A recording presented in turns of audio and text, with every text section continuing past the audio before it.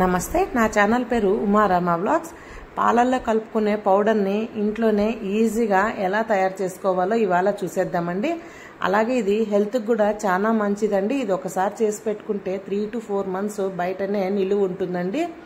దీనికోసం అని ఇక్కడ డ్రై ఫ్రూట్స్ని 6 రకాలు తీసుకున్నానండి. ఒక్కొక్కటి 100 గ్రాముల చొప్పున తీసుకున్నాను. మీరు కావాలంటే ఇంకా 2-3 కానీ యాడ్ చేసుకోవచ్చు.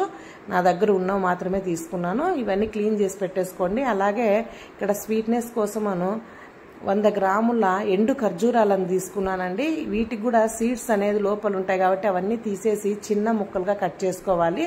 ఇది కూడా పక్కన పెట్టేసుకుందాము. ఇప్పుడు స్టవ్ మీద ప్యాన్ పెట్టి ఇక్కడ చూపిస్తున్న విధంగా డ్రై ఫ్రూట్స్ని ఒక్కొక్కటి యాడ్ చేసుకుంటూ డ్రై రోస్ట్ చేసుకోవాలండి. దీంట్లోకి ఎటువంటి ఆయిల్ కానీ నెయ్యిని కానీ యాడ్ చేయకోకుండా ఫ్రై చేసుకోవాలండి. ఎక్కువ మాడిపోకోకుండా చూసుకోండి. ఇలా చేయడం వల్ల ఈ పౌడర్ని నిలువ ఉంచుకోవడానికి బాగా ఉపయోగపడుతుందండి.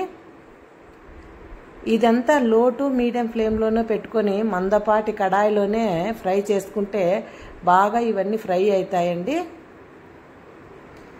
ఇది అనేది చిన్నపిల్లలకైనా పెద్దవాళ్ళకైనా హెల్త్కి చాలా మంచిదండి. చాలామంది డ్రై ఫ్రూట్స్ తినడానికి ఇష్టపడరు కదండి.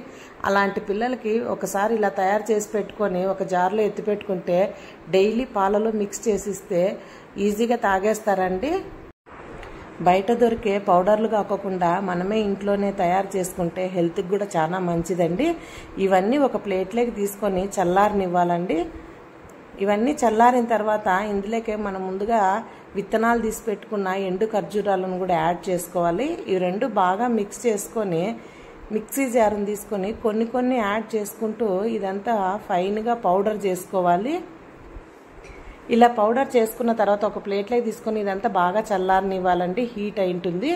ఇప్పుడు ఇదంతా ఒక గ్లాసు జార్లోకి ఎత్తి పెట్టుకుంటే ఇది నిలువ ఉంటుందండి. ఇది రోజు 1.5 స్పూన్ 2 స్పూన్ల వరకు తీసుకొని మనము కాచి చల్లార్చిన పాలను యాడ్ చేసుకొని తాగితే చాలా టేస్టీగా కూడా ఉంటుందండి.